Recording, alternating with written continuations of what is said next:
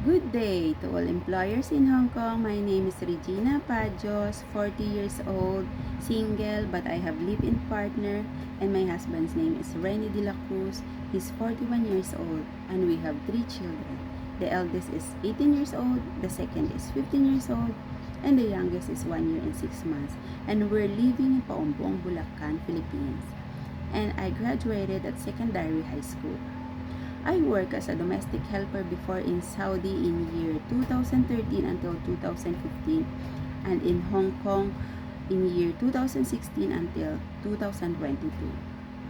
My main duties to my employer is to taking care of children and baby, assisting them to their daily needs every day, prioritize their health and safety.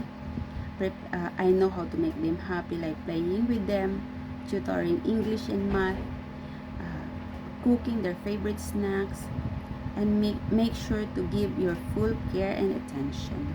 I also do household works like cleaning the house, cooking food for them, washing the clothes, marketing, and then taking care of pets also. But I'll do focus on the newborn babies like uh, taking her a bath very gentle, changing her clothes and diapers, and then feed her, bring her to sleep, and then while she is sleeping, I sing her a nursery rhyme song like 5 little ducks went swimming one day over the hill and far away. Mother duck said, quack, quack, quack, but only 4 little ducks came back. I choose Hong Kong to work because of a high salary that enough to my family needs and my children's studies.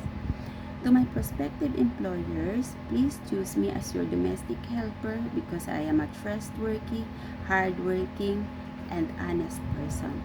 I promise to do my duties and responsibilities well and follow your rules and regulations. Thank you and God bless.